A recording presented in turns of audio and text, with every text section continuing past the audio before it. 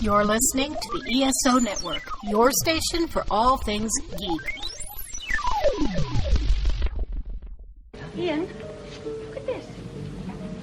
What, it's a police box. What on earth's he doing here? I mean, these things are usually on the street. I feel it. I feel it. You feel it? Faint vibration. It's alive. Earth Station Who, a fun mashup exploring over 60 years of the Doctor Who universe. Hold on tight. You never know where the crew of the TARDIS is going next.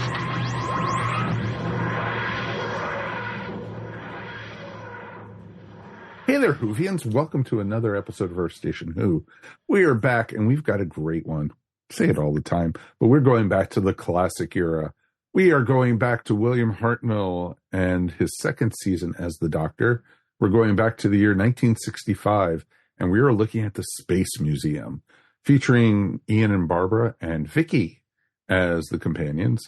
And it's interesting because I don't think we've reviewed a lot of episodes with Vicky in them. I think this is, one of the first, I think. And it's interesting because we've reviewed quite a bit of the first Doctor, but it's mostly, we've seen Dodo, we've seen Susan, of course, and we've seen Stephen, and, we've various. Ben and Polly. Yeah, Ben and Polly, exactly.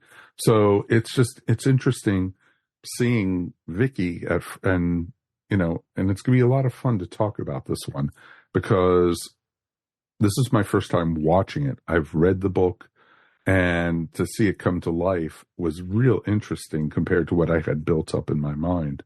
So it's going to be a lot of fun to talk about with this great crew we have tonight. Welcome back to the show, Ciarán Moffatt. Thank you so much for having me. It is always a pleasure to be here. It's always great to have you from the other side of the planet. So it's pretty cool. And of course, our regulars, Mr. Mike is here. Howdy. And Ms. Mary Ogle. Hi, everybody. It is fantastic to be here. It is great for us all to be together. It's interesting because it's something I look forward to is talking Doctor Who with you guys. And there is a crap load of Doctor Who news to talk about. Unlike there usually is. And this is wonderful because, there were so many periods. What do you guys want to talk about? I don't know. Is there any Doctor Who news? No. So-and-so was at a convention or something, but that's pretty much about it. And it's going to be, there's just so much to talk about right now. So we might as well jump in with both feet. We got not only the first trailer, but we've gotten a second trailer already for the new season. And as of this recording, which is April 2nd, we are literally just over a month away from new Doctor Who. And that alone is just worth being thrilled about. So we're going to have 8 episodes of Doctor Who, and we have the titles, and we also have who they're written by. So let's go over those real quick. The first episode is The Space Babies, and which alone is awesome. Oh, that's I'm calling. I knew we were going to talk about this, and I want to ask everyone: do we think Space Babies is going to be another New Earth, Beast Below? The story that's okay, but it's just a little bit too weird for us to actually keep watching every year. I bet it's going to be some kind of horror. It's going to be totally not what you think it's going to be. Yeah. No, it totally is. And because this one is written by Russell T. Davies, actually. Most of them. He's written most of them, yeah. Yeah, all but two. So, yeah. Which is his MO. It was the same way when he did Doctor Who before. Mm-hmm. Exactly. He's written about the same number as he normally would write. It's just normally there would be an extra, 5 episodes written by other people in a previous season. Days are gone. Right, because I think when he first started, there was 13 or 14 episodes. Yeah. His first season. And there's only the 8. So, and it's interesting, and because we saw the Space Babies actually in the trailer this time. Yep.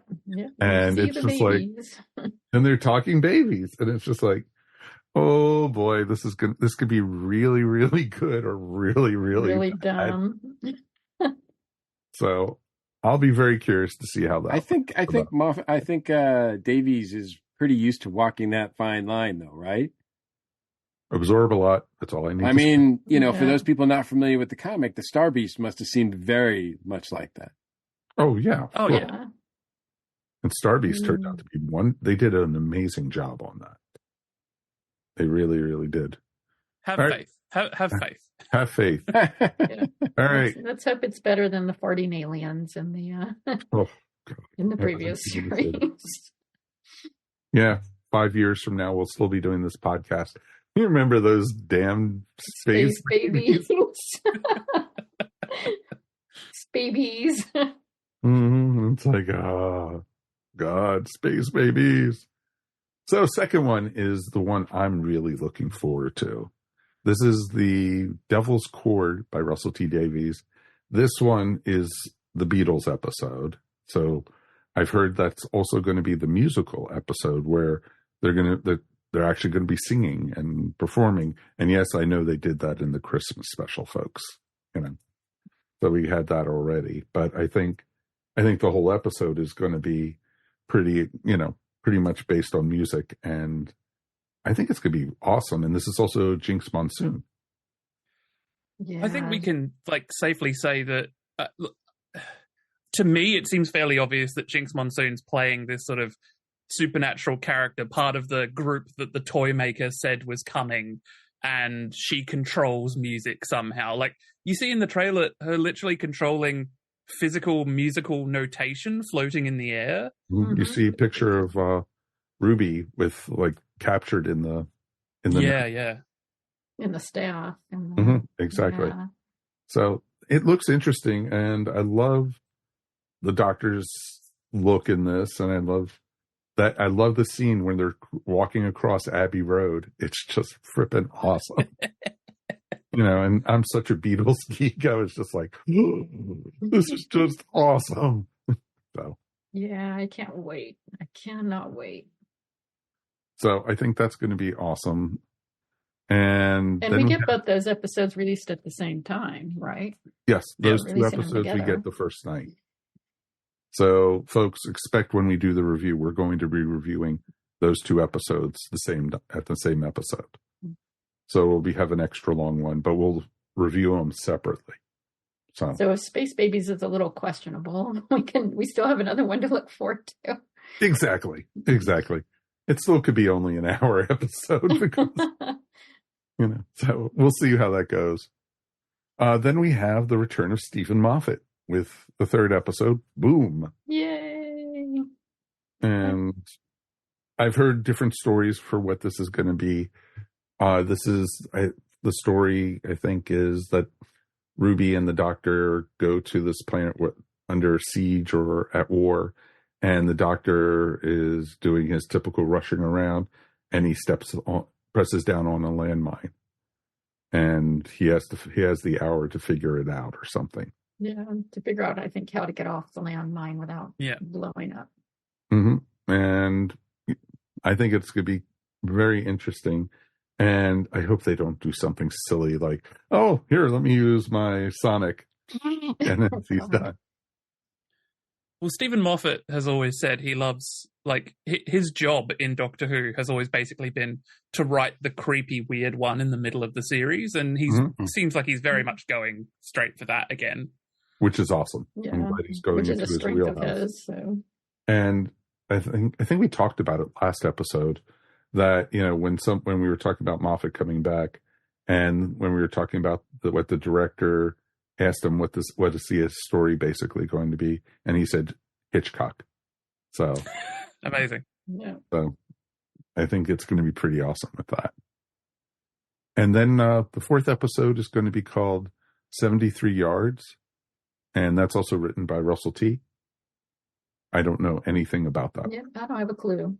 I have not heard anything about it. And I'm not going to make up anything either. So then we have episode 5, which is Dot in the Bubble.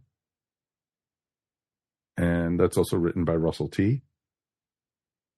And again, I haven't heard anything. Yeah, I mean, I've heard some speculation that it's sort of Black Mirror-ish, but I don't know. I wouldn't be surprised if how popular Black Mirror has been, that they would do something like off of that, type thing, type story. So that's very interesting to see. The next one is very interesting. It's called Rogue, and it's by Kate Herron and Ronnie Redman. And that one is going to be very, very interesting because of who they have guest starring on that one. Because this is the Bridgerton style episode. Yeah, yes. It's Regency. We've got Jonathan Groff and Indira Varma in it. Indira Varma's playing a character called the Duchess. There's speculation, but we won't go too far into it, that Jonathan Groff might be the new Jack Harkness. I reckon it's going to be a historical episode, and they're going to meet Jane Austen. I think they're keeping that under wraps, but yeah, I think it's going to be Jane Austen. It kind of would make sense by the way. That's kind of the main figure, you think? Yeah, exactly. So I wouldn't be surprised with that. I don't know.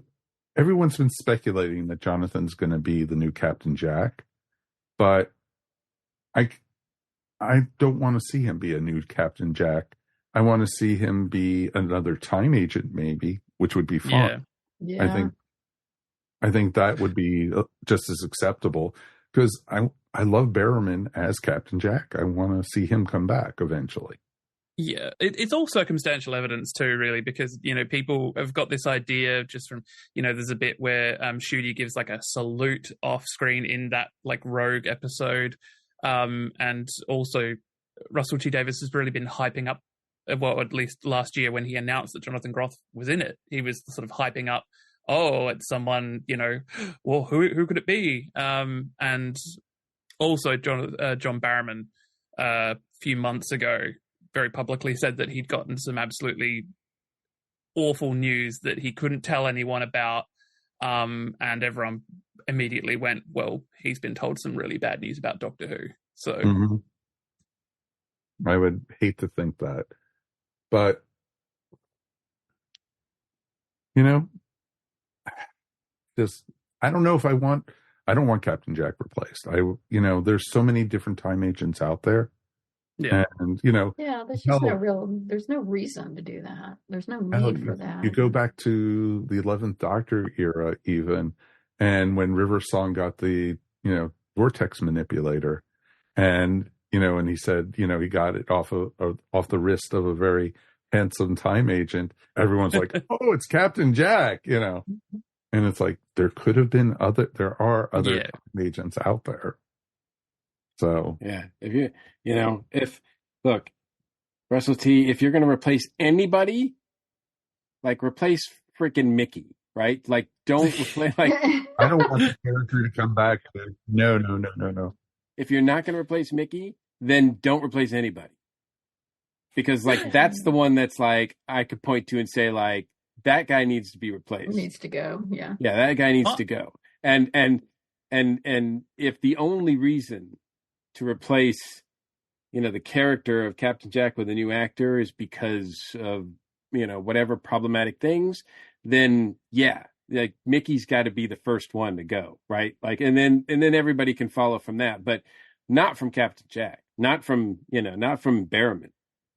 No, it's sad because the two I would never want to see played by other actors. I don't want to see anyone else play River Song, and I don't want to see anyone play Captain Jack. I think those characters are so tied into with the actors. I don't want to see either of those, changed out. And of course, the irony is that both of those characters have been played by other actors. I know. That's what I'm saying. Yeah.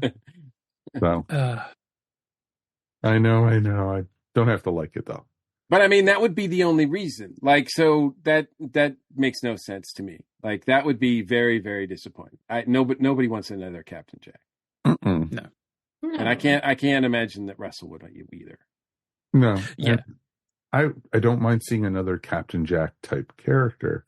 and Right. who's maybe not immortal either, so we don't have to get the all the time. Yeah. Well, no, I mean, how Yeah. exciting was it when James Marsters played another Time Mate? I mean, that was really cool. Like, there could be other, like, I would like to see, like you said, Mike, I would like to see other Time Maidens as well. No, agreed. Yeah, I mean, that would actually be a fun spin-off to do. It could be, yeah. I have to, I think I'm contractually obliged at this point to point out that there is actually a series of Captain John Big Finish audios, and they're amazing. He breaks the fourth wall, and it's so much fun. Cool. Big Finish plug done. There we go. And James Masters is playing. Has Barrowman done any Big Finish as Captain Jack in the last like recent years? No. There was one audio that was meant to come out. It was a special Torchwood story that would have featured Jack, Yanto, and the 10th Doctor. Big Finish pulled it, and they've not released it. So he has not been in any Torchwood media since then. Yeah. That sucks. I mean, I mean, know. everybody, I mean, you know, of course your, you know, mileage may vary and everything, but I really just feel like that's it's just too much. Mm-hmm. Like, I think John has shown that he's very much sorry for all that stuff that happened, and that, I mean, Chibnall was cast him after all that stuff. So, I mean, it's not like it's unprecedented for him to have an appearance after that. No, agreed. No. So, I mean, and I don't think the reaction was like, oh my God, no, everybody's not watching Doctor Who because, Barrowman's back. I mean, that was not the reaction at all. Instead, I thought it was the complete opposite. Yeah, and the thing is, I mean, even if you've you seen him at decide you conventions, don't want Barrowman he's well to loved at conventions still. Yeah, I mean, even if you decide you don't want Barrowman to come back, there's just no reason to replace the character. Come up with a new character. Yes, absolutely. Yeah. Absolutely. No, the last two conventions that Mary and I have been to, other than this last Pensacon, Barrowman's been at both of those, and he's had sold out, basically totally full rooms. Yeah, he continues to be a really good ambassador for Doctor Who. So, very much so. And, as Judy said, he smelled very nice. So it was pretty awesome. She went and got pictures with him and everything. She said he was very, very nice to take pictures with. So it was cool. So, all right. After Rogue, we have The Legend of Ruby Sunday, written by Russell T. Davies. And there's rumor going around that we're finally going to find out Ruby's backstory in that one. So that the title would sort of suggest that. But also from what I'm hearing, it is also the first part of a two-parter that's going to lead into the final. And that, again, that's his MO as well. Yes. Yeah, that's very common with RTD. Right. And so when that leads into the final, which is Empire of Death, also written by Russell T. And that also rumor going around, and I know we don't do tons of rumors, but that's been reported that Tennant's going to be in that one as Dr. 14. So, because he's already there's pictures of him on the set and everything. And everyone also is saying that's also in the trailer where you see the TARDIS landing at Avengers unit headquarters. Basically that's from that episode. And we also see Rose in it, and we also see Mel. And so I think that's all from those stories. Yeah, I can I just say I love the title, Empire of Death. It's so classic Who, isn't it? Absolutely is. Yes, it's so classic It Who. follows the formula of Doctor Who and Doctor Who and the Empire of Death. But I think I wouldn't be wagering what is happening in what story, because we know we know the plot of some of the story, or at least features some of the stories. Like there's one that's going to have these giant alien slugs, and like some political intrigue in Wales with a politician called Roger ap Gwilliam. There's clearly a unit episode that's happening. As we said, like there's the battlefield. We don't know what episode that's happening on. There's also clearly an episode, I think, where Ruby and the Doctor get split up, or the Doctor isn't there anymore. And I think we've seen Like that first trailer with the like. They got that Bowie money now, right? Like Oh, yes, they do. Using changes, and that's clearly, I think, showing us what's happening in this season. They're going to be changing time. I think Mavity's going to come back. I think it's going to be a plot point that there's that, because that same woman was in that episode and also in Church of Ruby Sunday playing a different character, and it's going to be something about, like, you know, the stepping on the butterfly and her becoming what looked kind of like a Silurian, which was kind of cool. Mm-hmm. But yeah, this whole series is going to be like the Mandela effect or something, I reckon. It'll be very interesting to see, you know, the whole thing with the butterfly effect, no pun intended, because literally did that in there. Yeah, and I think the pun was intended. Oh, I know. Yeah, no. But it's gonna be very interesting to see where it goes. And I'm very much looking forward to everything I've seen. And man, the effects look so much better. The dinosaurs in the trailer. Oh, yeah, look exactly. so good. I mean, exactly. They don't look like totally CGI'd. They actually look like, oh, this is big budget stuff. Mm-hmm. So, well, they're doing it properly, right? They're doing what Lucasfilm was doing with The Mandalorian. You start with a practical effect, and then you add CG over the top of that, sure. To really just bring it to life. Well, exactly. And they're learning a lot from, you know, because as technology changes, it's getting cheaper and cheaper to do really good special effects, but they also have a bigger and bigger budget. So that's going to be very interesting to see. And it's interesting, the advert that I'm looking at with, you know, the season, what they're calling it season 1. We'll call it season 14 or season whatever. Yeah, exactly. And it's interesting, though, at the bottom it says BBC, Bad Wolf, and Disney Plus all across the bottom. And so yeah. So it's very interesting to see, and I'm looking forward to seeing what comes with this. And a month can't get here soon enough. Are they still filming Wales? Yeah. Is that where Bad Wolf is? Is that where the studio is located? Ever still? Yeah. And it's Wales. What I have to keep reminding people that the BBC don't own the rights to Doctor Who anymore. Bad Wolf does. Mm-hmm. Bad Wolf owns the rights, and they make it for the BBC and Disney Plus. And if Disney pulled out tomorrow, they'd be making it just for the BBC. And if the BBC pulled out tomorrow, they'd be making it just for Disney Plus. Bad Wolf control it now. Mm-hmm. That's interesting. Yeah. Well, RTD has talked about that and about how he thinks BBC is probably going away. Which is unfortunate and sad. We might as well jump right into that, because that was actually my second thing that we were going to talk about, is that, you know, Russell T came out and saying, you know, what he's planning on is, you know, he's solidifying it that Doctor Who will continue after BBC is gone. And that, you know, it's not all dependent on BBC budgeting and BBC, you know, anything anymore. And that, you know, it's in good hands, and that Doctor Who will continue. Yep. Yeah. Because I was just going to say, he and Jane Tranter own Bad Wolf. Right. So he's controlling Doctor Who. And yeah, it is very sad that the BBC, I was very sad when I read that article, because he has always been a huge champion of the BBC. For years, people have been calling to cut the BBC or privatize the BBC, and he has always been the first person to call out and say, no, we can't make the things we want to make without the BBC as it is. And I'm really sad that he's kind of gotten to the point where he's gone, yep, no, it is going to die.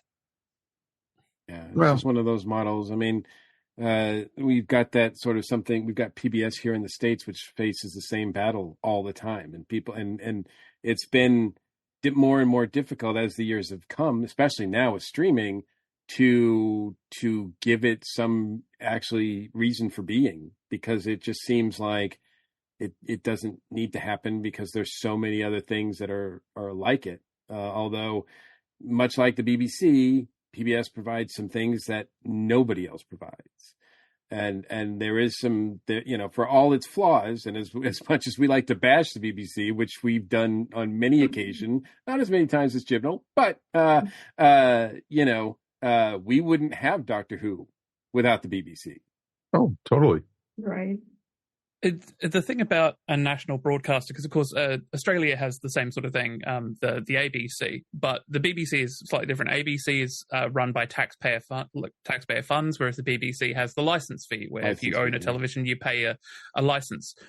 I'm not sure that anyone can really comprehend how different a system that is to any other network on the planet. It is free from advertiser bias. It is free from political agenda as much as it can be. And always the right are calling out saying that these networks are left biased. They're not. They're just calling out right bias. And I think that's, this is an area that people the things that the BBC do to help people get into media cannot be no other network on the planet has an open writers' room where you can go and get scripts for BBC shows, movies, audio dramas, and learn how to write and get advice from writers. No other network on the planet would ever make a show like Doctor Who. Would make things just for people to watch. I mean, the thing about the BBC and the ABC, you can get shows in audio descriptive. They have to make content specifically for that country, for the people who are in that country, ethnic minorities that are in that country, and disabilities that exist within that country. They have to make that. Netflix doesn't have that. Netflix doesn't have anyone telling it it has to. No, Netflix just likes raising their money and raising their fees each month. Yeah, exactly. Whereas the BBC doesn't have to doesn't automatically raise its fees unless the government cuts its funding, and because it has government oversight, it has to make the things that people need. Right. It's not capitalist. It's it is for people. Mm-hmm. And I'm really sad to see the BBC go. I mean, it's not dead yet. And I think that's the worst thing about this article is that now people are going to go, oh, the BBC is going to die. And so once you start thinking that, then it's going to tip over into it. Right. I mean, the PBS is a similar situation, and it has really eroded over time. The PBS we have now is not the PBS we had when we were growing up. Oh, nowhere near as what it's much more influenced by commercialism, by big corporations. Whenever you watch something on PBS now, like Masterpiece or something, or one of the concerts or one of the dramas, sponsored by Viking or sponsored by, Travelocity or whatever, it's all these different organizations, and it's a commercial for that organization that they play at the beginning of the show. At least there's no commercial breaks during the shows type thing.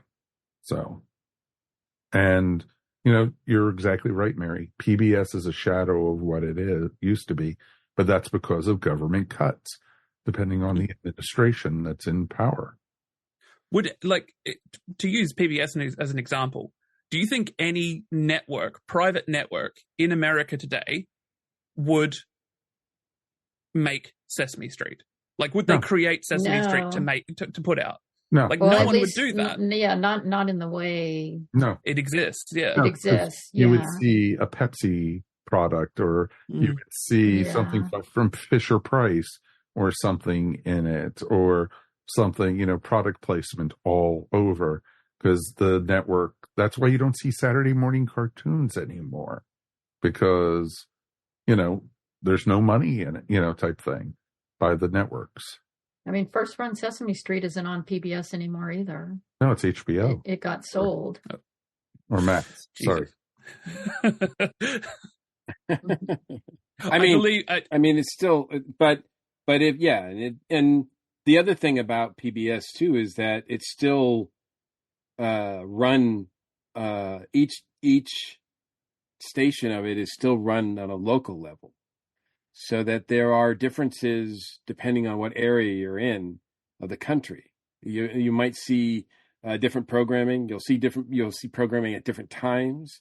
There are certain things that are on a national PBS level, but then there's a lot of programming, a lot of funding that's done for small films, independent films, and local channels or low community-based channels or programming that doesn't exist anywhere else either. So, I mean, it does still serve a purpose. And it is interesting that, I think they're linked to BBC just because, the BBC and PBS have that relationship that they've had for decades, as long as I've been alive anyway, where the PBS was how we watched a lot of shows from BBC in America. That was pretty much the only way to watch them. Exactly. That's how we used to watch like Masterpiece or Doctor Who. I mean, I think most of us old fogies, grew up watching it on PBS.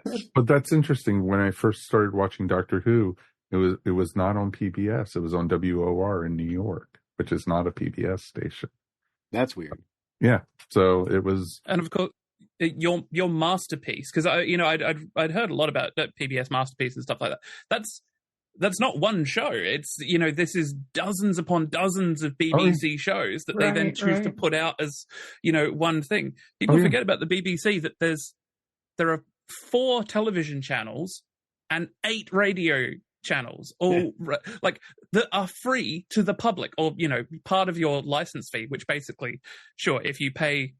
It's taxation, right? You pay a small amount of something to be able to use. Like everyone buys in a small amount, so you've all got access to it. Like some of the radio just wouldn't exist. Like some of the stuff I grew up on, I can't. Well, here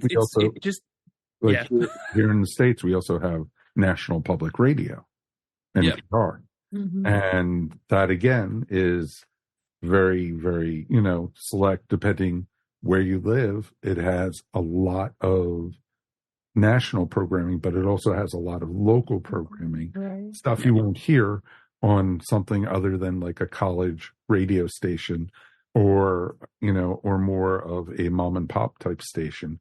You'll hear some of those programs on NPR, like the public service, or we have a guy on Saturday night named H. Johnson. He brings in his own jazz records and blues, and it's just amazing. You won't hear that on other radio stations and stuff. So it's I mean, so we went on a tangent there. Well, I mean, but I think for a lot of younger listeners, watchers, viewers of ours or whatever, people who are new to Who, it might not seem to mean a lot. The article about the BBC going away, I mean, what's the difference? Who's producing Doctor Who, right? Like, certainly there's questions as to, it's been questionable at the times that some of the things that BBC has done with Doctor Who. And so that's been always up for grabs, but that's going to be the case no matter who's running or who owns Doctor Who. As much as we love RTD, I mean, he's going to make some decisions that we're going to be like, what the hell, dude?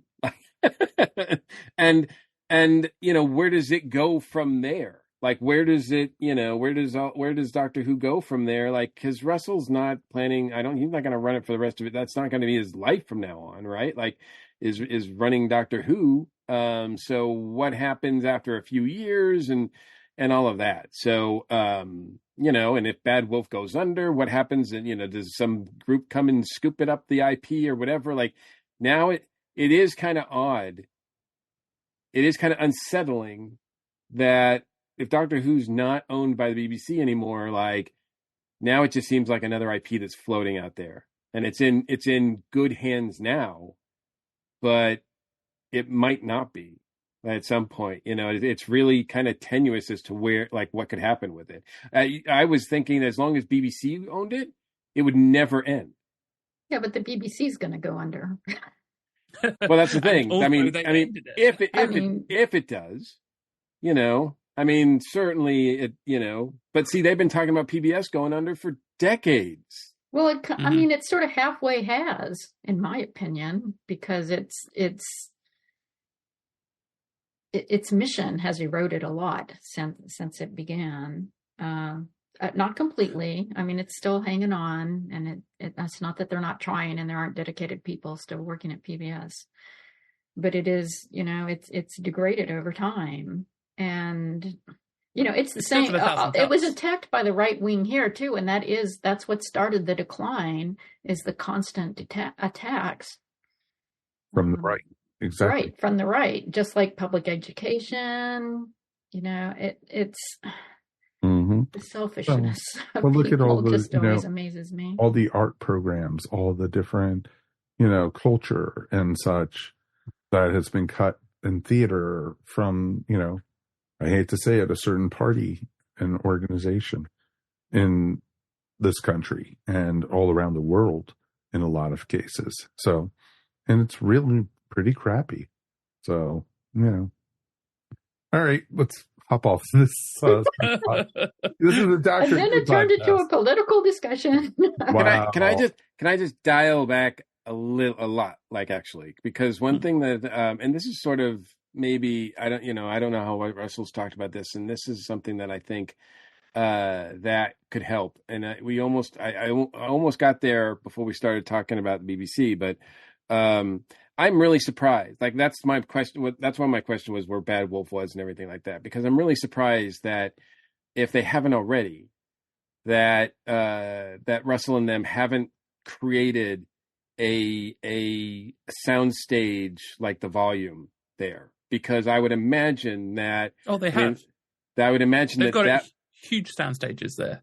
Right. I bet. I mean, my understanding is they don't have anything quite like the Volume yet. Which is a virtual production. That's where the Mandalorian's filmed. That's where all the Star Wars stuff is filmed. They have one now, I think, in Los Angeles, and that's where like a lot of the Star Trek stuff is filmed. And I would imagine that there would be something perfect for what the Doctor Who needs would be, let alone a lot of other needs too. That would be something that they could, continue to make money on and support that studio. But Mike, if they build that, what will happen to all those wonderful quarries in Wales? How will the quarries make money, Mike? Exactly. That's how they make money nowadays. I'm not saying occasionally you couldn't go out and do a quarry, but I don't know. When's the last time we saw a quarry in Doctor Who? During Jodie's era. Yeah, we did actually see a quarry. So, if you remember Wild Blue Yonder, that corridor thing they were in, yes, that was to scale on a soundstage. Yes, that was full length on a soundstage.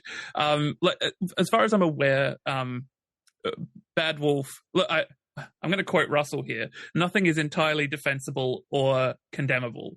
So, that was what he said about the BBC when he was defending it. But there's always going to be something wrong with it.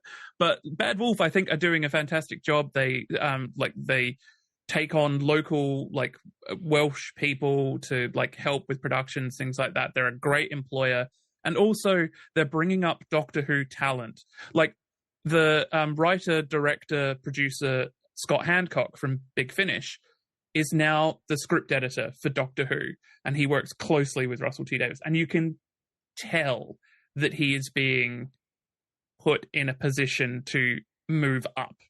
And he's going to make a great job of it when he does. Mm-hmm.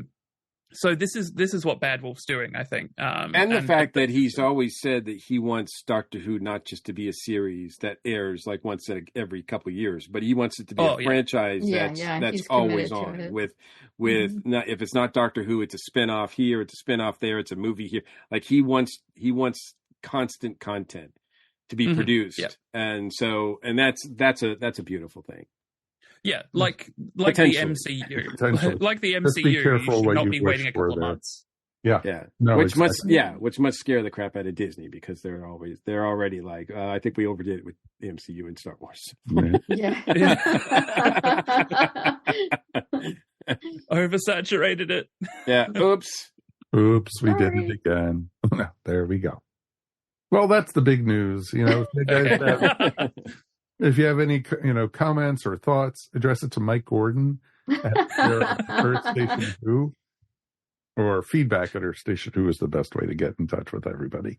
So Or just step out onto your balcony and scream into the void. Exactly. Just like That's the what rest most of of us, us just do. like Yeah. we're doing right now. We just happen to have cameras in front of us. That's all right. Let's take a quick break, and we will be back in a moment. And we are going to be talking all about the Space Museum.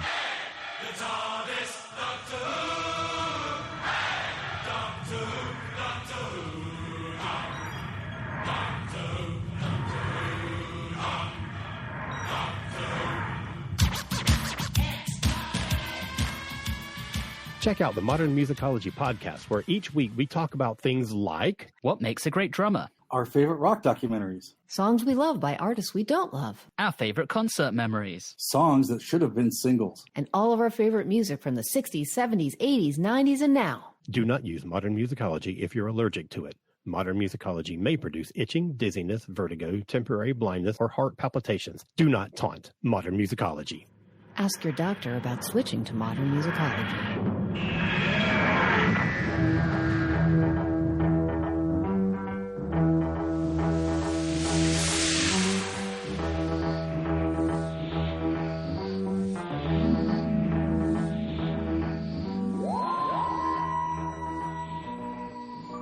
Welcome back. Now we are going back to the wonderful year of 1965. This ran from the 24th of April, 1965 to the 15th of May, 1965. So literally almost exactly 59 years ago. So this was an interesting story because it played with a little bit of timey-wimey stuff that, you know, the characters were out of time a little bit and saw what their future might be. And not a good one. No. And so it was interesting that we got to see this. And what was, you know, is this all your first time seeing this? Or was this, you know, have anyone seen this one before? This was my first time seeing it. I haven't seen a whole lot of the first Doctor except for what we've watched together. Mm-hmm. But yeah, and actually it was not exactly what I was expecting. I enjoyed it more than I thought I was going to be honest. Me too. Because when they said, oh, it's, you know, when I read the synopsis, I was like, this is going to be 4 parts, or is this a 2-parter, or, you know, something. Yeah. I mean, it had filler. But, oh, you think? Yeah, but it was still enjoyable, especially the first episode. It's worth watching for the first episode alone. Great cliffhanger. This is my first time watching this, and like you were saying, Mike, you know, it's weird because I checked and I was like, wow, this is like the 5th story I've seen with Vicky, and yet every time I watch a story with Vicky, I'm like, have I seen Vicky before? not making a big impression on you. No, because I forgot we had watched The Meddling Monk, and we've seen The Meddling Monk, we've seen Web Planet, we've seen Galaxy 4. You know, I've seen all these episodes with her, these stories with her. And so it's kind of like, so this is not my first time with Vicky, but yet I was watching this and like the first hour, the first part of it, I'm like, have I seen Vicky? Like, I'm just looking at her and she's not ringing any bells for me whatsoever. And I mean, she just feels like Susan to me. I mean, obviously there's that where, you know, so she's a Susan replacement, and yet she's, in some ways, the character is has more agency, is a little bit better. Than a lot of times the way Susan was depicted. Yeah, she doesn't scream as much. She doesn't scream as much. And I mein, in this story, she actually does some stuff, which is like, you know, pretty cool. This one is one of those ones where I don't know. I'm still mulling it over. As much as I did enjoy the intrigue of the first half hour, the first part, right? Yes. It sort of like doesn't matter at all for the rest of the show, like the rest of the story. Like the other 3 episodes are just like, you know what, we don't just forget about that first half hour because it doesn't really matter at all. And so it is kind of a weirdly built story. And it seems like the first part is just kind of tacked on, which is odd because I don't think they work that way. I think they tack stuff on at the end, usually not at the beginning. So I just found it, but I mean, the premise is interesting. The use of the first Doctor who disappears in a whole episode as well. It's been a while since I've seen Ian and Barbara, and I like them. I do really like Ian and Barbara. They're great.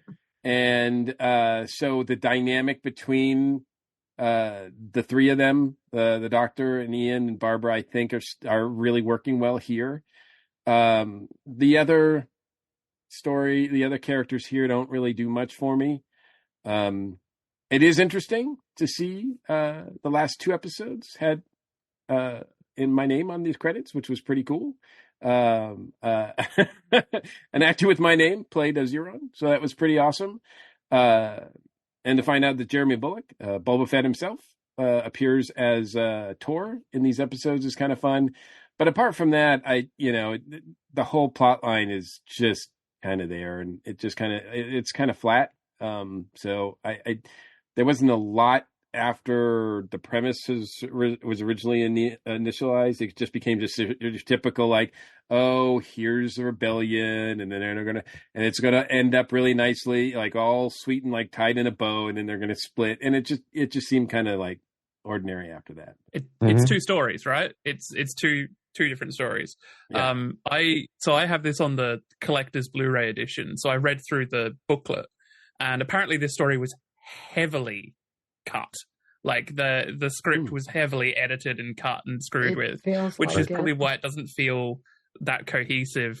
It's nice. I don't actually get to watch. I don't watch the first and second Doctor as much as I probably should, because I more often than not go for third Doctor onwards, not because of color, but because of pacing.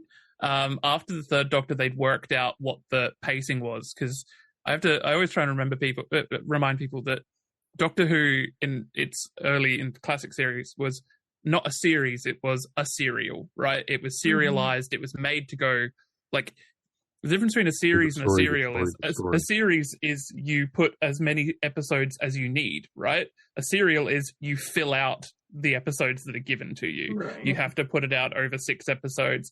Sometimes the story does not need 6 episodes. Most of the time.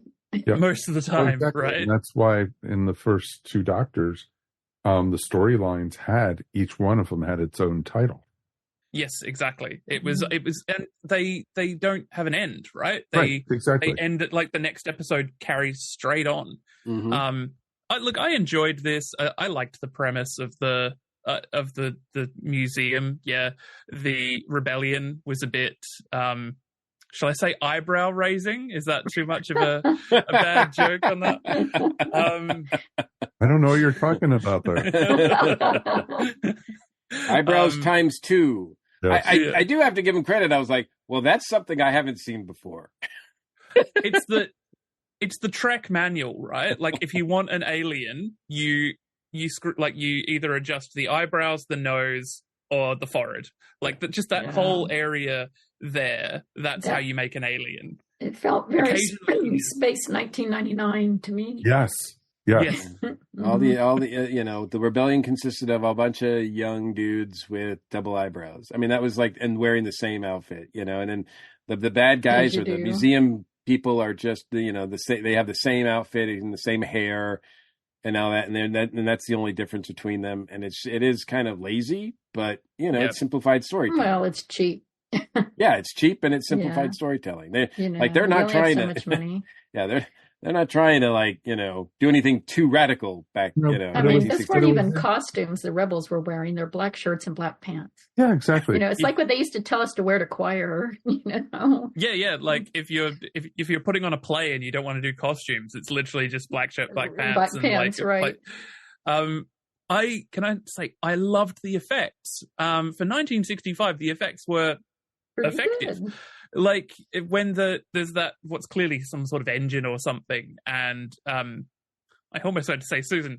When Vicky walks over to it, That's what we're all feeling. Look, it's unfortunate for her that she acts like Susan and also shares a partial name with a much better character, Victoria. So yeah, when she puts her hand through what is clearly just an overexposed image, right? It's just superimposed over the top. It's really well done. Like just the effort they went to is like they made a lot from nothing, right? The early 60s Doctor Who is if I'm to quote Utopia here, food and string and staples. Like that's what they're working with. And it came out really well. Yeah, and the initial props are actually pretty fun too. Oh, yeah. The sets. The sets are not too bad, and the ship graveyard or exhibit with the ships when they first land is pretty cool looking. Yes. And the effect of them being like sort of on display, like put it in like action figures, whatever, sealed up like that looks pretty impressive. Actually, I thought that looked really impressive because I was like, are those like, they didn't seem like they were actors standing still because I really couldn't see them breathe. And yet they didn't seem like they were cardboard cutouts or whatever. I was like, how are they doing that? Because I was wondering that too. That looks really good. Really stay that still? Yeah, to get like 4 people to stand like that still, I was like, wow, that's pretty solid. It was interesting, but yeah, I agree about the props were really, really well, except for that ray gun that. Oh yeah, Ian that looked like out a of toy. the container, and then he gave it to Vicky, and Vicky was just like playing with it and like twirling it around. Oh no, I was like, yeah, give the gun to the kid. Yeah, exactly. Yeah, that didn't make any sense. Apparently, Jeremy Bullock said that their guns, that they had like a flashing light bulb on the end, which I don't know. I'm sure I've said it before. Like old, like 60s to 80s Doctor Who had this thing. I think it was the type of cameras they used. That if they used a certain type of bright light, it caused like a screen burn. Like I love seeing that. So these guns do that. And he said sometimes the lights just didn't go off, and they still used the takes. Because the BBC, you needed to be done in, like, you have 4 hours to record this, otherwise all the lights go off. We do not care if you mess up lines. We do not care what happens. And for complaints about BBC, listen to the first part of the show. And of course, but it's interesting with this episode because I was reading some information on it, and the gentleman who wrote this episode, it was his first time doing science fiction. He had never done any sci-fi before. It's not bad for first time. Yeah, I think he did pretty well, actually. Yeah, like the concept of... I don't think it's very science fiction-y. Well, look, we can talk about that. For example, like Russell T Davies is saying lately, like, Doctor Who is more fantasy than science fiction, which I agree with. The only difference between science fiction and fantasy is like, if you have a flying ship, fantasy, you just have to accept it. Science fiction, they explain why. That's literally the only difference between the two of them. And yeah, that's Doctor Who. You don't quite explain why things are happening. I love pretty much never explain it. Yeah. Well, it's a joke, right? Stephen Moffat even like made it into a trope in The Curse of Fatal Death. I'll explain later. And like the Doctor constantly saying, "I'll explain later." Sure. Mm-hmm. Exactly. Speaking of the Doctor, the reason he wasn't in one of the episodes was because it was a serial and it was recorded literally the week before air, and they didn't actually take any breaks. Like the gap between season 1 and 2 was only a couple of weeks. Like they went constantly. The reason he's not in it is because he's taking a week off. Mm-hmm. So they literally just wrote him out of it for a week, and that happened a lot. Like in the Celestial Toymaker, right? That like he's invisible for like a whole episode, and that was because he took the week off. Mind you, his health was failing at that point. So his health was failing, and that was also when they were originally started talking about replacing him. Actually, because when he disappeared in the Celestial Toymaker, they talked about maybe when he came back, he'd be a different person. And so, that's where the whole idea of, they didn't call it regeneration or anything back then. But it wasn't until they didn't call it regeneration until Tom Baker's when Pertwee went into Tom Baker. Yeah, they called it a renewal a couple of times. Yes. Exactly. So it's interesting stuff. And I thought Ian was awesome in this. He was kicking butt and taking names. He gets emotional, man. He is angry. He's angry, and you're right. He had attacked, like, I think he takes out like 4 or 5 guards in a row, and I was just like, damn, I don't remember Ian like doing this, but and Barbara, like, she's she's the one who's like, she takes after this paralyzing like mist attacks her and the guy there. I can't think of his name, but anyway, he's like, the guy just passes out, and she's like, "Let's go!" Like, she's just like, she practically picks him up and carries him. It's like out there, and I'm going, "Damn, girl." Yeah, I was thinking, boy, that is the longest acting gas. I mean, it takes forever apparently to take you down. Well, it did. I guess it worked to a point, because they did go down and then they got right back up. So I was like, wow, okay, so it must be like it must work and then not work. Yeah, that was. They had too much. They had too much of it. They had too much of it. It's like, oh, we just had that right amount and it worked and paralyzed them, but then we used some more and then it unparalyzed. It unparalyzed them. Felt like the Chumbawamba song. Get knocked out. Yeah. But yeah, I mean, I do give them some credit, because yes, they do set up this sort of this sort of like they're trying to set up this sort of like time issue with like trying to fight fate, or to try to not have what happens, or to foresee what happens and then try to fight it and go against it and fight like a fixed point, but or whatever. But it just, they forget about it like most of the rest of the story. Like, they start the premise in the beginning, and then they just are, and then by the end they're just like, well, I guess we just didn't do what we were supposed to do or something, and they just wave it off. Just chalk on the coup board. There we go. Yes. Another coup. Nothing to see here. just another up here in the corner. Yeah. I mean, and with the rebellion thing, I mean, they're still doing that. Like, they still go on to do that kind of thing, like years and decades and decades. Yeah, they do that now. Yes. So, I mean, it is a trope that we see too much, and it's done better in a lot of ways too. This is, I mean, what are they fighting against? They don't even seem to realize it. Like, they just don't, like, I can't get behind these rebels. Am I going to get you guys in trouble if I say the Doctor's had his hand in more regime changes than the CIA? No.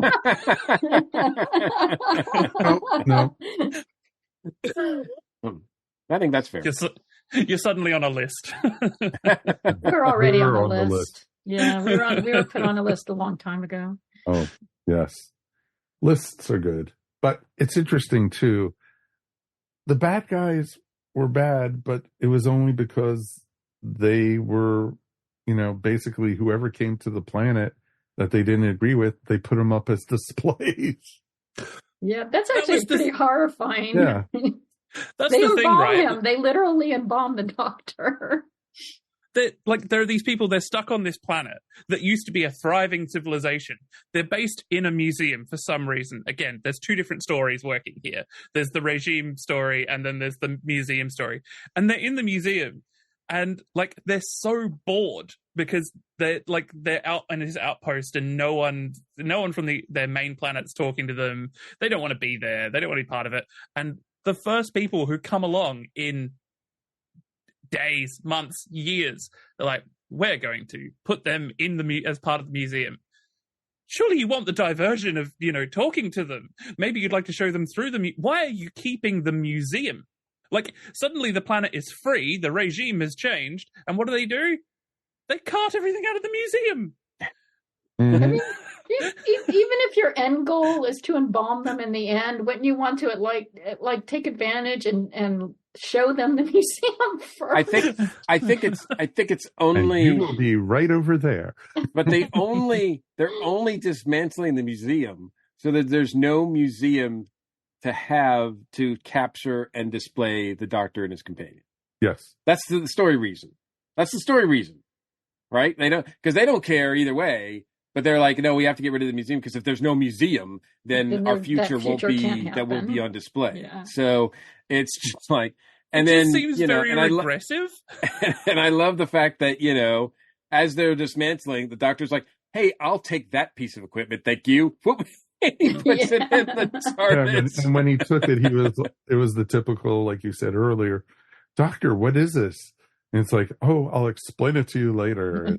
Yeah, because it's the main plot point of the next story, which is the chase. Yeah, absolutely. The time space visualizer, but no, like this group of young people who I don't understand. Like, obviously, they've been on this planet for ages. But all the people there are young. Again, they didn't really think it through. But then their first act as a independent nation is to go, no, we must go into a dark age and remove any foreign technology that might possibly help us. After they said the reason they were taken over is because they were less advanced. They were pacifists. And it's just like, well, there goes all your technology right there. I want to see anything. I just want to see the fast forward. But it was interesting too, because what he said, I think it was Ian said to one of them, why aren't there older people of your race? And they said, oh, I think they're what they were called, the Morocks. The Morocks. Yeah. Took all our elders to other planets to be slaves there. And as they get older, they take them. And so it's just like, oh, okay. They did explain it away. Yeah. Not well, but I mean, they did give a not reason. Not in a manner that made any sense whatsoever. Exactly. But so I think to me the highlight of the whole storyline, the sequence that I'm just like, this is really interesting, is in the beginning when the Doctor and his three companions are walking through the museum. They turn a corner and they see a Dalek, and I love how even in 1965, granted it's fresher for them because they've had a couple of adventures with the Daleks. The Daleks are a huge thing there, but still that tension whenever the Dalek and the Doctor are in a room together, it's palpable and it's there. Oh, yeah. The goosebumps on the arm start up, like you just can sense it. It kind of undermines it a little bit, like later on when the Doctor like gets in the suit, like gets in the Dalek. It's like that was bizarre. It's just like that was a bit. That was really off-putting. But that first, and then and Ian and Barbara they feel it too. I mean, it's all because that's something that the actors are doing. Right, the actors are making that tension, and they are why you feel that way. And Vicky knows about them, even though she's never experienced them before. She's like, "Oh, that's what one looks like." She's like, "That doesn't really look that frightening," and they're like, "It is," and that's because you've never faced them. It really is a powerful moment, and it shows that when given the material, that these actors can really make moments, I think. Mm-hmm. No, exactly. And the acting wasn't bad by any means. And I actually did enjoy the scene where the Doctor was hiding inside the Dalek. I thought that was pretty awesome. And he did his best to do the voice, didn't he? Yes, he did. But it was just, I was just looking at that thinking, okay, you're insane. Mm-hmm. You're sitting in this most hated creature in the universe that is your worst enemy, and you're making fun. And it just like struck the wrong chord. Mm-hmm. Also, who built this museum, right? Like, who has got one of the most powerful beings in the universe, like a Dalek, and has just put it there with a Dalek from Skaro? Like, they've gone to Skaro and they've got a Dalek and they've built this museum with it as an exhibit. What? Like, is there a stuffed Sontaran around the corner? Like, I mean, it's just this. It is just the case. It's not. Yeah, they could have just gone to one of the planets that they were at war with and just picked up an empty like, Yeah, like, yeah, because they scrap, say you know. they've conquered a whole bunch of planets. I mean, they're a warrior race. Well, exactly. Well, that's like in the episode Dalek when Chris Eccleston's doctor is walking through the museum and he sees the Cyberman head. It's a very similar. I mean, it's a very similar vibe. Yeah. You know, when Eccleston sees the Dalek for the first time, and when the first Doctor and Ian and Barbara see it here in this museum, I got it was so similar, and I was like, wow, this is like, 50 years apart that they're filming these, and yet the same effect, and it still works. The best example of that, to my mind, is The Stolen Earth, where the Daleks come over the radio, exterminate, and Sarah Jane Smith hears it and grabs her son. And all she says is, "You're so young." Like, that's literally all she said. And that's genuinely terrifying. You're right. Like, it's that level. The Daleks are still terrifying, but it's got to be the way that they're reacted to that makes them terrifying. Yeah, that's what makes the Daleks the Daleks. Looking at the Dalek for years as a doctor, before I really got into Doctor Who, I would see Daleks like in magazines, pictures, whatever, and I'd just be like, these just don't look intimidating at all. You start watching Doctor Who, and all of a sudden you're like, these things are freaking scary. Yeah, and that's not so bad because the Daleks had only appeared twice before this. So it's pretty amazing. They're just really selling it. Yep. Well, Right. and like, it's the highlight for me anyway. They appeared in the Daleks, and then the BBC saw how much people liked the Daleks, and they went, we're going to like hammer this home. The next one is the Dalek invasion of Earth. Like, we want people to see Daleks going down their street. Yep, exactly. Exactly. And it's like, you're going to see them going across the London Bridge. There you go. Type thing. Back in the days when you could record on a Sunday and there wouldn't be anyone out. Right. Yeah. Those days are long gone. Oh, yeah. Way. So yeah, I did also like the sequence the Doctor gets kidnapped and twice, and then he's processed, and Ian makes them reverse the process, and the guy's just like the bad guy's just like, no, it's not going to work. It's not going to work. We've never done this before. It's not, and the Doctor comes back out of it with no real explanation, but it's the Doctor, so we get it. It's cool.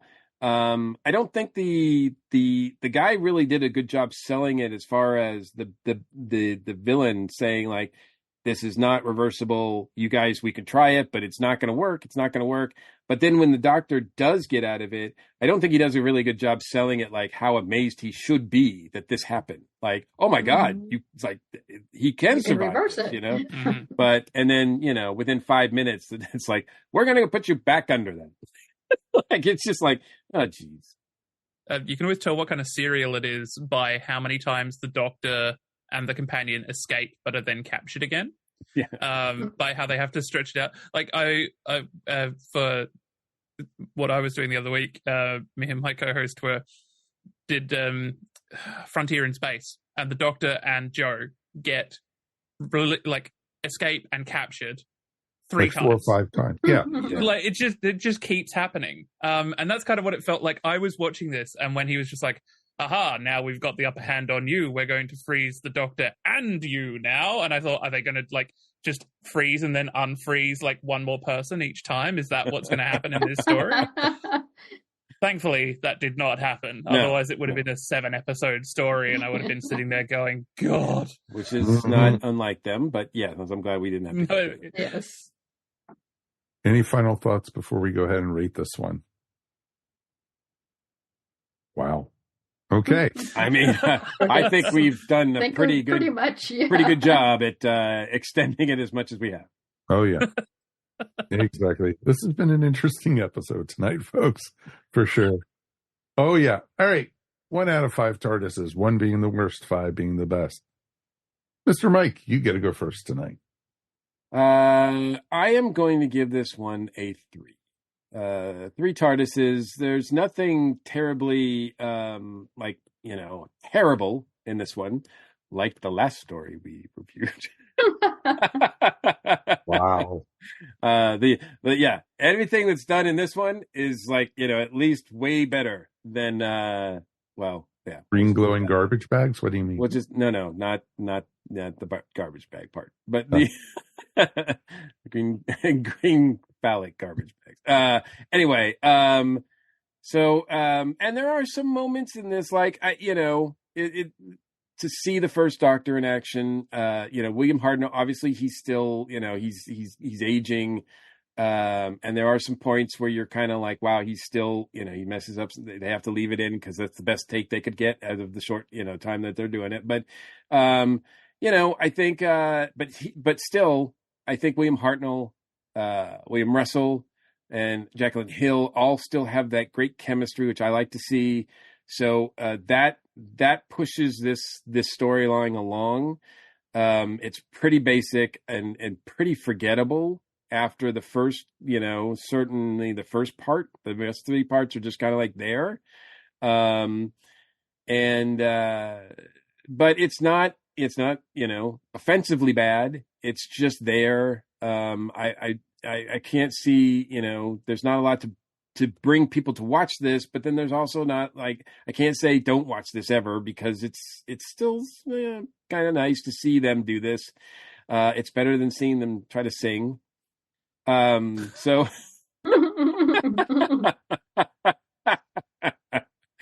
and so I give it a 3, and it's always cool to see my name on the credits of anything, but like an episode of Doctor Who, I'm kind of like, wow, I never knew that happened. So just pick up any album by Fish, your name will be there, Mr. Gordon. Yes, but that's not Doctor Who. I know. All right, you're next. I think it's a 3. It's not one of the most enjoyable first Doctor stories. Look, honestly, the higher rating comes from the first episode. Like, the first episode was a great premise, didn't stick the landing. Look, the eyebrows. Look, I really enjoyed it. It has some goofy things that early Doctor Who does. With episodes like this, I sort of rate it by how often I felt the urge to look at my phone, and it was middling. It was not as bad as I tried watching The Abominable Snowmen not long ago, and that one had me reaching for my phone every few minutes. So it was good. 3 TARDISes. Okay, Mary. I think I'm going to give it a 3.5. I give the first episode is a 4 for me, because I really enjoyed the first episode. I thought they set up the premise really well. It was a great cliffhanger, and the museum was kind of fun with all the gadgets, and Vicky's a Susan clone, but that was okay. I didn't really mind. She at least got to do some stuff in here. But yeah, it's the rest of it's a 3. It really starts falling apart in the later episodes, and they're just kind of trying to fill time, which is too bad, because I don't think they needed to do that. I think they had a good story here, and they could have done a better job of telling it. And it felt like the script had been gutted. I have a feeling the written script was probably better than what got filmed. But I enjoyed it. I enjoyed it more than I thought I was going to be honest. I did not have high expectations, and especially the first episode. So 3.5, kind of in the middle. Not bad. All right. I'm going to do 3.5 also, but the extra half for me comes from the eyebrows. They raised me enough to have it come back for that. And they raised your score. Jeremy Bullock said they used to drift down his face. Like, they used to drift down. The glue wasn't strong enough. Yeah. That's funny. But yeah, I agree with what everyone's saying. The first episode, the premise was awesome. But, like Mary said, they did not stick the landing. the last episode was rushed. The last episode, it was like, it was not good. And it could have been so much better and so much, so much better written out story wise, but it was enjoyable. I enjoyed seeing it for the first time. And you know what? Like you said, Ian and Barbara made this for me. They were both awesome. They were good. Yeah. And everything. Vicky, not so much. And everything. I'm sure next time I see an episode with Vicky on it, I'll be like, have I seen her before? Exactly. I feel bad for her because, I kind of did too. I mean, who wants that? But exactly, because we still have to review The Chase. We still have to review the episode before this one. So, because we haven't done that one, which was The Crusade. So, and I think all those are available. No, I don't. The Crusade's not. No? Damn. I was so looking forward to seeing more Vicky. So, but we haven't seen the Romans. We haven't seen the Rescue. So there's still some with Vicky that we have on our plate. Oh yeah, lucky us. I can't wait. Thank God. Yeah. Oh, sorry. The tongue in cheek here is starting to hurt a little. But you know what? At least to me, like, it's not like I go, oh, it's Vicky. No, you like, do that. I don't you start do that, watching and go, oh, it's Vicky. Instead, I'm just like, who's this? Exactly. It's not like it's a Perry episode or something. Well, yeah. It's because she feels the same, like she feels the same niche as Susan, right? And especially in these stories where she's with Ian and Barbara, it's the Susan relationship. She starts to sort of come in on her own when she's with Stephen, but even then she falls between Susan and Dodo. And like Dodo is a much better character Susan becomes a great character when she gets to grow up. But on her own. Well, Susan's the character's been ripped off too. They need to finish her story. And it's, and they had a great couple of different times, great opportunities to be able to do that. And, they could have done something in the 50th anniversary. They could have done it in the 60th, and they could do it anytime. And the actress said she's wanted to come back and that she's willing to do it, even just to Big Finish. I know. Oh, Big Finish. Big Finish. But Big Finish isn't canon, so, That's an awful thing to say. I know. I know it hurt you. What did you guys think at home? What do you guys think? Please, feedback at earthstationwho.com. This has been a interesting episode tonight, folks. Thank you for sticking with us after the ranting at the beginning and the monologuing. It was always great. Let's thank everyone for joining us. Ciarán, thank you so much, my friend. Thank you. It's been so great to come back. It's always great to have you. Want to promote your work? Yeah, sure. So I've got a Doctor Who podcast called Please Attend Carefully, all about the Master. We just dropped our trailer for season 2, and season 2 starts next week. What date is that? That is the 10th, with Frontier in Space. Awesome. That should be awesome. I like that episode a lot, actually. Yeah, that's a fun one. Yep. And let's thank our regulars, of course. Mr. Mike, we've made it through another one, my friend. We did, and as always, it's my pleasure. Anything you want to promote or shout out about? See, both of us are going to be in Greenville this weekend. I don't know how many people are going to be listening to this before that, but or watching this before that, but we will have a good time in Greenville 0. Well, that's usual the case. Yeah. So, but I always like going to that convention, and then I've got a convention coming up in May. I'll be in Knoxville, Tennessee for FrankenCon. And I will actually be at a comic shop for Free Comic Day. I'll be at a comic shop in Tucker, Georgia, Infinite Realities. So awesome. Those are my upcoming dates. Nice. And Ms. Mary, thank you as always. Oh, thank you guys. It's always fun talking to you. How can people find your artwork? You can find me at maryogle.com or on Etsy at eVision Arts. Awesome. Thank you guys for listening. Please, if you get a chance, rate us, like us, subscribe, all the above. And a thumbs up would always be great up on YouTube. That's how the algorithms help saying, hey, listen to this Doctor Who podcast.